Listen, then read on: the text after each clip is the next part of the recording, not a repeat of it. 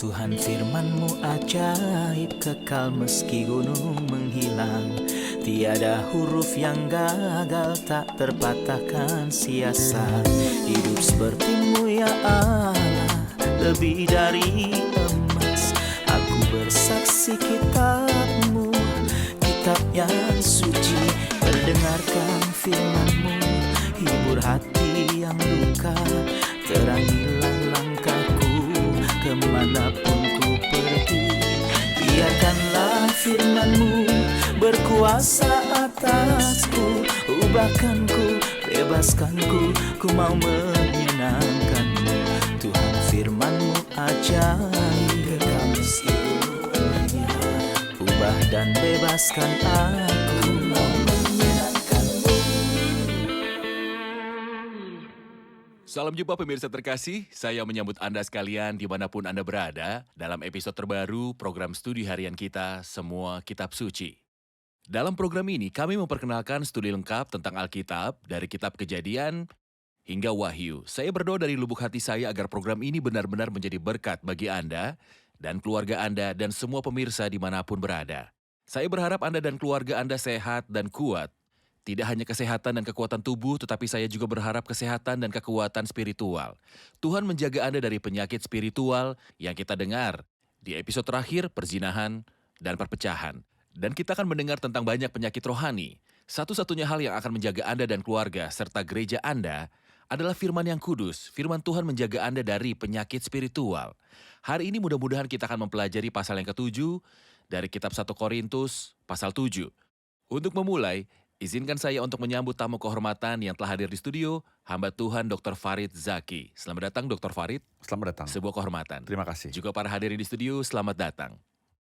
Dr. Farid, apa judul dari pasal 7 jika kita ingin memberikannya sebuah judul? Apa yang dia bicarakan? Kekudusan dalam pernikahan.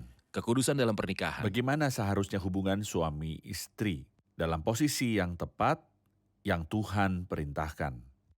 Bagus, judul yang mendorong dan menarik untuk dibicarakan. Tentu saja. Sebuah pertanyaan pendahuluan, sejak Paulus menulis tentang kekudusan dalam pernikahan, kita selalu bertanya, apakah Paulus sudah menikah ataukah belum? Saya akan menyampaikan pendapat tanpa mengatakan pendapat mana yang saya condong karena saya di sini bukan untuk mengatakan pendapat pribadi saya. Tapi karena ini adalah sebuah penelitian, saya akan memberitahu pendapat.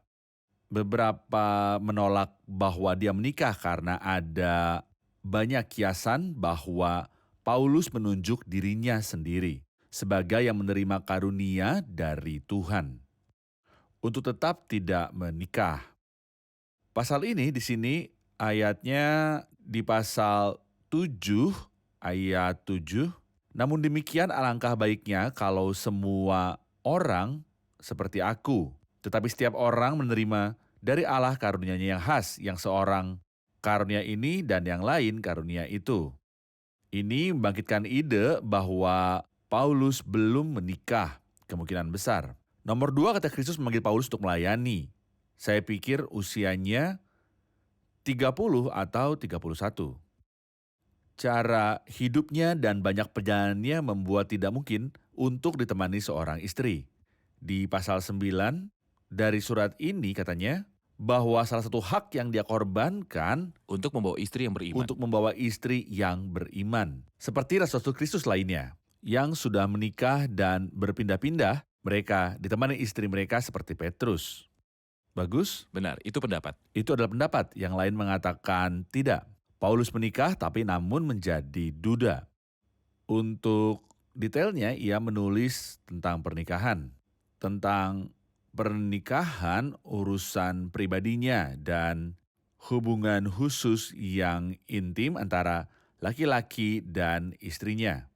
Mempersulit orang yang belum menikah, orang atau orang yang tidak menikah untuk menulis rincian ini. Inilah dua pendapat yang disampaikan.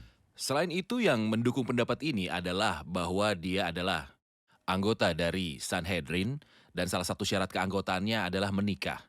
Di antara orang-orang yang mengatakan dia menikah, yang menjadi perhatian kami, baik dia sudah menikah atau tidak, adalah bahwa ia menulis didorong oleh Roh Kudus. Oleh Roh Kudus. Apa yang dia tulis berbicara tentang kekudusan dalam pernikahan? Omong-omong, saya hanya ingin menambahkan Yang saya miliki di perpustakaan saya sebuah kitab tentang hubungan seksual dalam pernikahan yang ditulis oleh seorang biarawan Katolik India. Seorang biarawan yang tidak menikah. Tapi kitab ini yang saya baca beberapa kali, saya bisa melihat bahwa pria ini melalui keilmuan dan studi psikologinya bisa menghasilkan buku yang luar biasa bagi siapa saja yang akan menikah atau yang sudah menikah tanpa ia sendiri Benar. harus menikah. Jadi mengapa kita merasa ini terlalu berlebihan untuk Paulus?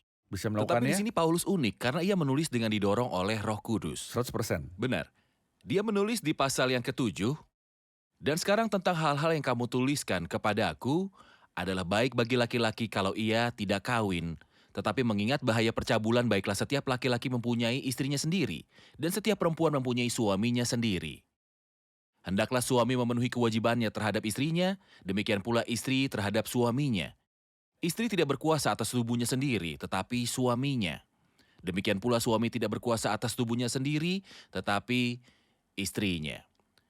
Janganlah kamu saling menjauhi kecuali dengan persetujuan bersama untuk sementara waktu, supaya kamu mendapat kesempatan untuk berdoa. Sesudah itu hendaklah kamu kembali hidup bersama-sama supaya iblis jangan menggodai kamu, karena kamu tidak tahan bertarak. Hal ini kukatakan kepadamu sebagai kelonggaran, bukan sebagai perintah. Namun demikian alangkah baiknya kalau semua orang seperti aku, tetapi setiap orang menerima dari Allah karunia-Nya yang khas, yang seorang karunia ini, yang lain karunia itu. Ya, Saya ingin mengajukan pertanyaan, karena ini tentang kesucian dalam pernikahan. Apa ajaran Alkitab tentang pernikahan? Ajaran Kristen yang Alkitabiah tentang pernikahan? pertanyaan ini sangat penting. Silakan. Sebenarnya saya ingin berbicara tentang itu, saudara Ayat. Kemudian saya ingin berbicara tentang pandangan Allah dan kitab suci mengenai hubungan seksual antara pasangan suami dan istri. Benar. Karena kita dikelilingi oleh budaya yang mempengaruhi pandangan kita akan pernikahan dan hubungan intim dalam pernikahan. Pertama, apa tujuan Tuhan dalam pernikahan? Setidaknya 4 hal. Pertama, persekutuan antara dua ciptaan yang setara. Tidak baik kalau manusia itu seorang diri saja. Aku akan menjadikan penolong baginya yang sepadan dengan dia. Pernikahan yang tidak memiliki keseimbangan antara pria dan wanita dalam pemahaman, kematangan, kedekatan usia, kesatuan berpikir, dan kesatuan perasaan tidak bisa disebut pernikahan. Kedua, untuk bermultiplikasi bagi Tuhan, dan ketika Dia menetapkan pernikahan, tujuannya adalah agar pasangan itu dapat memiliki keturunan. Dalam kitab terakhir Perjanjian Lama, kitab Maleakhi, kita menemukan kiasan Tuhan berkata, kenapa satu? Mengapa Dia membuat mereka satu tubuh? Karena Dia mencari keturunan yang saleh. Arti keturunan saleh adalah anak-anak. Tapi Dia menghubungkan mereka dengan Tuhan karena Tuhan menginginkan anak-anak untuk dibesarkan bagi Dia dan dalam takut Benar. akannya. Ketiga, tujuan pernikahan menurut Allah adalah salah satu, kenikmatan hidup berumah tangga, karena dalam kehidupan pernikahan ada kesenangan, ada kebersamaan, ada persahabatan, ada juga kesenangan dari hubungan intim antara laki-laki dan istrinya. Kita baca tentang ini misalnya dalam kitab Amsal pasal 5 ketika dikatakan bersukacitalah dengan istri masa mudamu. Akhirnya, dan ini sangat penting, Paulus menyinggungnya di sini.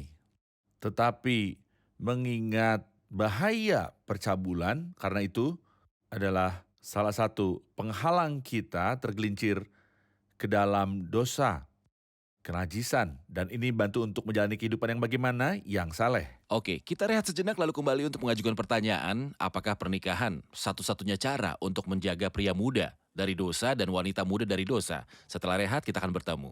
Pemirsa terkasih, kami akan kembali setelah rehat. Berkuasa atasku, ubahkanku, bebaskanku, ku mau menyenangkanmu. Tuhan firman-Mu ajaib, kekal meskipun ubah dan bebaskan aku, mau menyenangkanmu. Kami telah kembali pemirsa terkasih untuk melanjutkan diskusi tentang topik penting ini, yaitu pernikahan menurut firman Tuhan.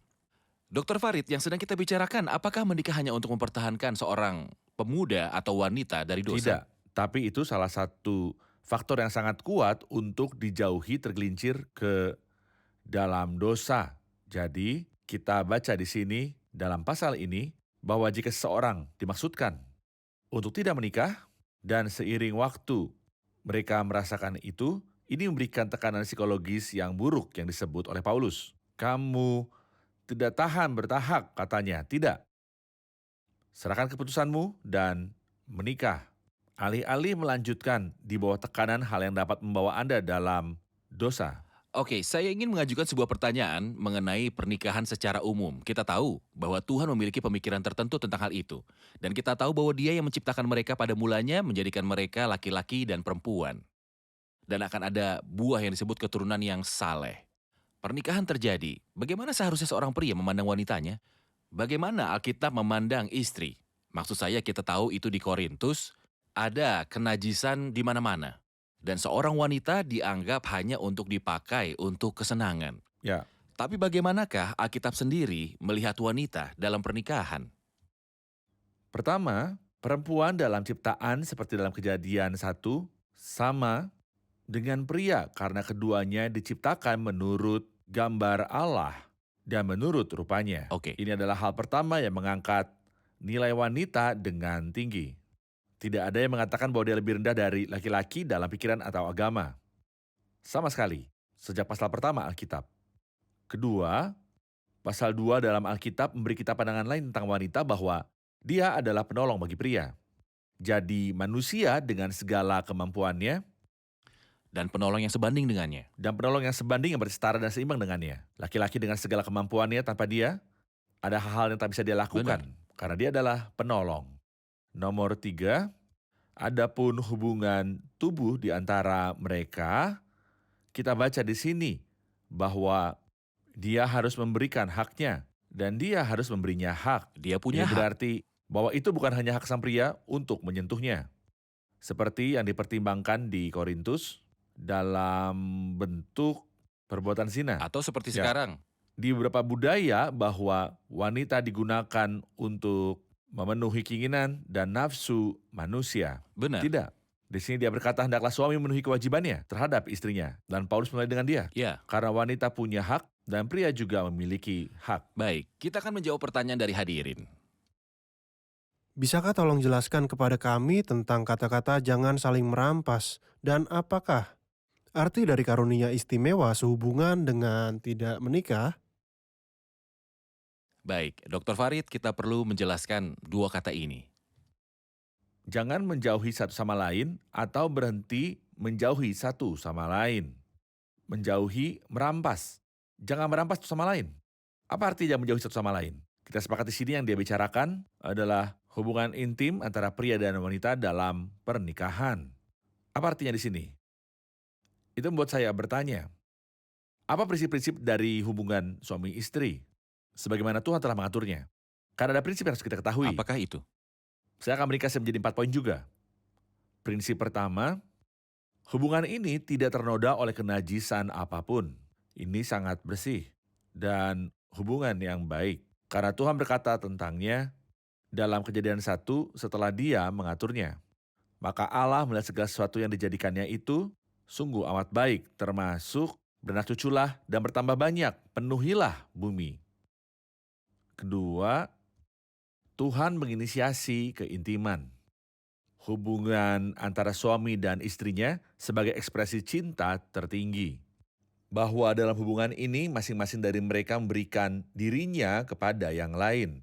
Tidak ada ruang untuk keegoisan atau menjaga diri dari yang lain. Masing-masing dari mereka menawarkan dirinya kepada yang lain bahkan untuk memberikan tubuh. Ketiga, dan ini akan menimbulkan pertanyaan, yaitu komitmen antara dua pihak yang matang, di mana masing-masing pihak menyadari bahwa mereka berkomitmen untuk yang lain. Jadi dia tidak menahan tubuhnya dari yang lain. Dan ini adalah arti dari istilah tersebut.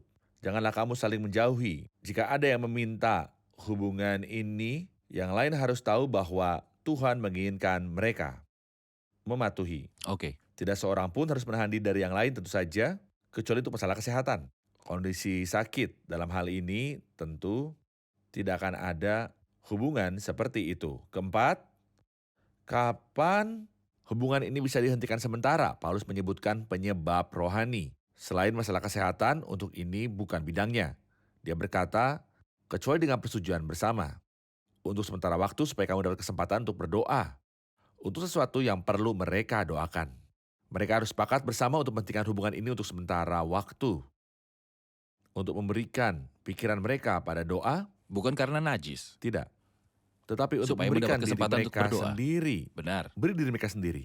Saya akan jelaskan, terima kasih sudah menyinggungnya. Karena beberapa kalangan berpikir bahwa hubungan ini memiliki sesuatu yang najis. Jadi Ada ini yang bilang tidak mempengaruhi cocok doa. untuk pergi ke gereja setelah melakukan hubungan ini. Seolah-olah hubungan ini adalah sesuatu Najis. najis, sama sekali tidak.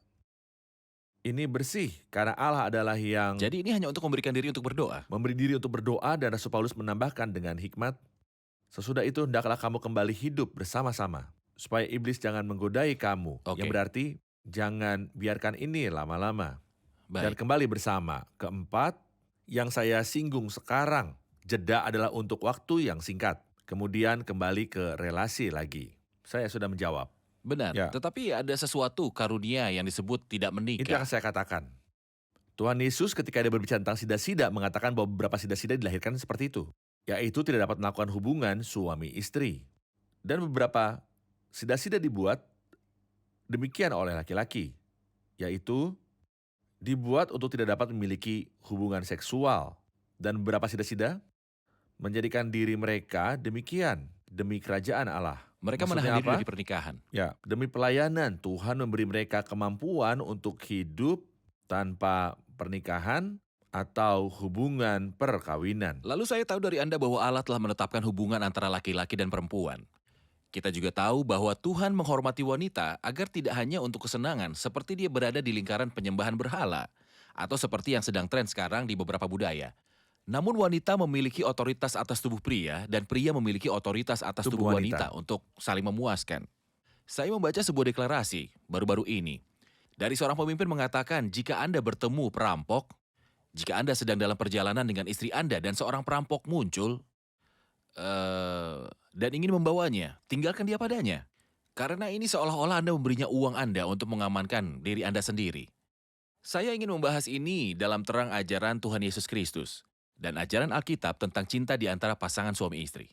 Siapa yang mengatakan pernyataan ini menjadikan wanita itu setara dengan uang? Yaitu Anda memiliki uang di saku Anda dan seorang istri tangan Anda. Mereka setara. Ini mengerikan. Lihatlah, ia dianggap sesuatu di antara harta benda. Tapi sebenarnya wanita ini tubuh si pria. Tentu dia mengatakan pernyataan ini tidak menyadarinya sama sekali. Bahwa pemikiran Allah adalah bahwa mereka harus menjadi satu tubuh yang merupakan pandangan yang benar. Dan jika dia dalam Saya bahaya, harus berkorban. dia seharusnya membelanya, menyembunyikannya dan mengekspos dirinya sendiri. Oke, apakah ada contoh atau ajaran dalam Alkitab yang mengatakan pria kasihi wanitamu? Tentu saja. Apa yang dikatakan? Paulus dalam surat kepada jemaat Efesus, hai suami kasihilah istrimu sebagaimana Kristus telah mengasihi jemaat. Itu kasih memberi diri, memberi dan berkorban. Dan telah menyerahkan dirinya baginya, jadi ukurannya untuk mencintai istriku adalah rela mati untuknya. Benar. Dan tidak meninggalkannya atau mengorbankannya. Kita rehat sejenak dan kembali untuk menjawab pertanyaan hadirin. Pemirsa terkasih, kami akan segera kembali setelah rehat. Tetap bersama kami. Berkuasa atasku, ubahkanku, bebaskanku, ku mau menyenangkanmu.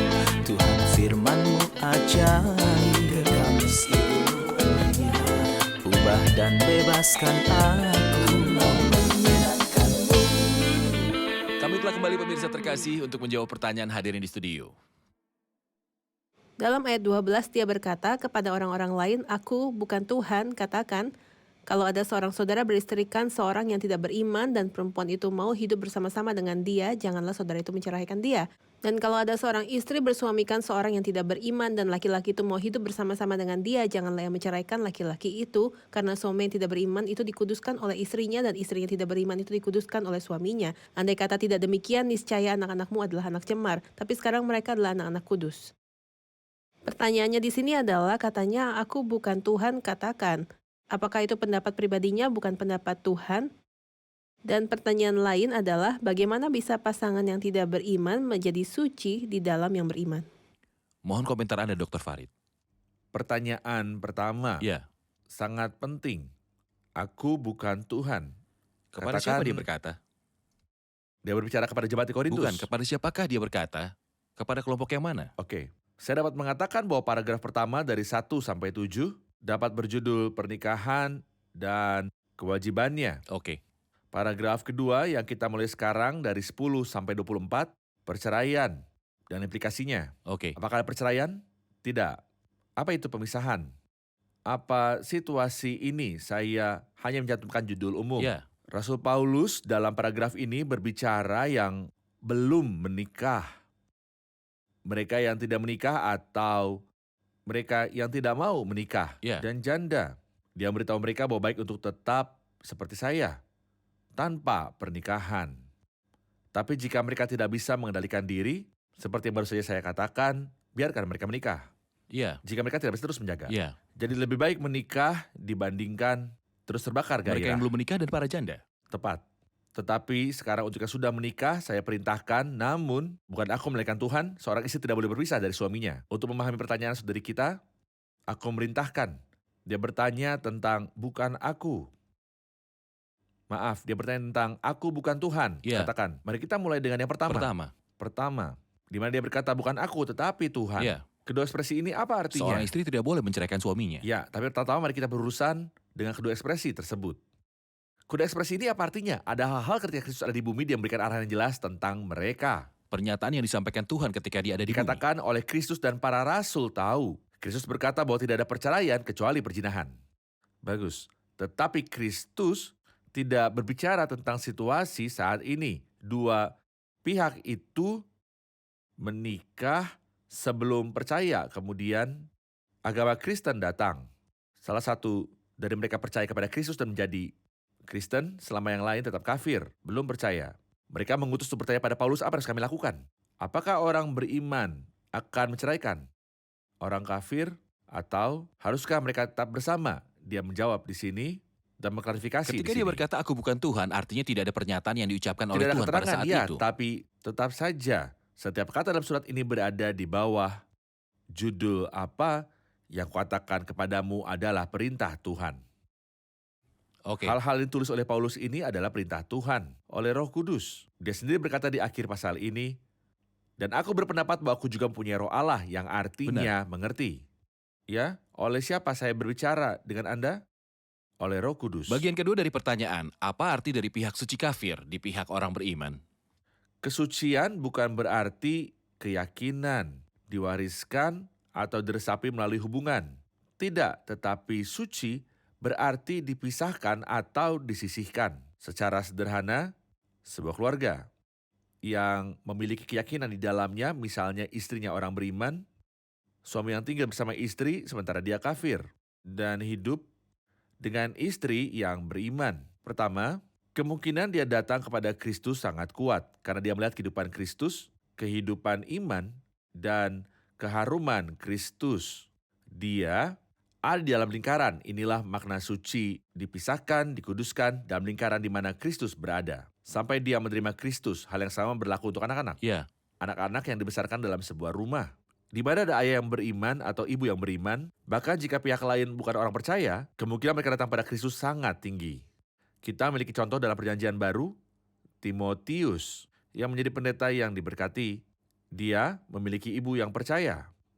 Ayahnya, Alkitab mengatakan dia orang Yunani tapi ayahnya orang Yunani.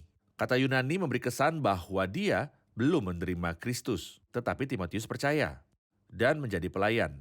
Inilah arti dari suci. benar. Dan seterusnya. Terima kasih Saudara Farid, kami sangat menikmati pembicaraan ini tentang hal yang penting, kesucian dalam pernikahan dan pernikahan menurut pemikiran Tuhan. Kita rangkum episode ini bersama hadirin di studio. Saya ingin tahu bagaimana Alkitab menghormati wanita dalam masalah pernikahan. Tidak hanya dalam masalah pernikahan, tetapi sepanjang waktu kita memahami bahwa Tuhan dalam Alkitab menghargai seorang wanita dan menghormatinya bahkan dalam ciptaannya. Dia setara dengan laki-laki karena mereka diciptakan menurut gambar Allah. Dia juga penolong yang sebanding dengannya. Kita juga melihat dalam pernikahan bahwa dalam hubungan perkawinan dia memiliki hak bukan hanya untuk kesenangan belaka. Kami ingin mengetahui arti dari suami yang tidak beriman dikuduskan oleh istrinya, dan istri yang tidak beriman dikuduskan oleh suaminya. Kata suci di sini tidak berarti bahwa iman ditransmisikan melalui hubungan perkawinan atau melalui gen, tapi artinya dipisahkan atau dikuduskan. Jadi, jika dua orang menikah, yang satu beriman dan yang lain tidak, pihak kafir lebih mudah untuk datang kepada Tuhan Yesus daripada orang kafir yang hidup sendirian. Karena dia melihat keharuman Kristus dan kehidupan Kristus dalam pihak beriman yang menikah dengannya. Terima kasih, Tuhan berkati. Terima kasih Dr. Farid. Kita lanjutkan diskusi di episode selanjutnya. Pemirsa terkasih, kita tahu hari ini bahwa Alkitab firman Allah yang hidup adalah adil bagi wanita dalam segala hal. Alkitab mengajarkan bahwa wanita ada di mata Allah sama dengan laki-laki. Wanita dan pria sama dalam martabat dan penerimaan di hadapan Allah. Tapi juga dalam pernikahan Alkitab mengatakan laki-laki dan perempuan diciptakan sejak awal. Laki-laki dan perempuan sejak awal pikiran Tuhan adalah bahwa satu pria dan satu wanita. Sejak awal pemikiran Tuhan adalah bahwa tidak ada poligami. Sejak awal pemikiran Tuhan adalah bahwa pria mencintai istrinya sebagai tubuhnya. Sebab tidak pernah orang membenci tubuhnya sendiri tanpa mengasuhnya dan merawatnya. Seorang pria harus menawarkan dirinya untuk wanitanya. Seorang pria harus menawarkan dirinya untuk wanitanya. Pertanyaan episode hari ini, apa prinsip-prinsip Alkitabiah yang mengatur hubungan dalam pernikahan antara pria dan wanita? Apakah prinsip-prinsip Alkitabiah yang mengatur hubungan dalam pernikahan antara pria dan wanita? Pemirsa terkasih, sampai jumpa di episode selanjutnya. Tuhan menyertai.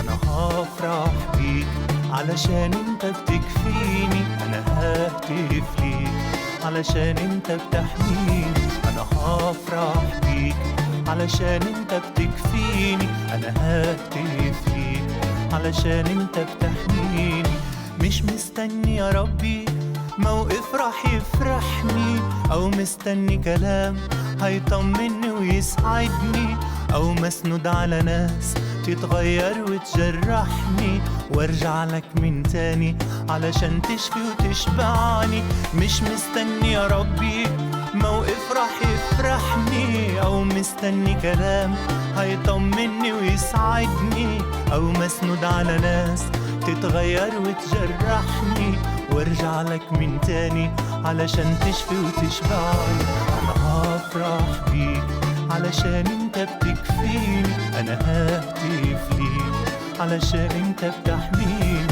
أنا هفرح بيك علشان انت بتكفيني أنا ههتف ليك علشان انت بتحميني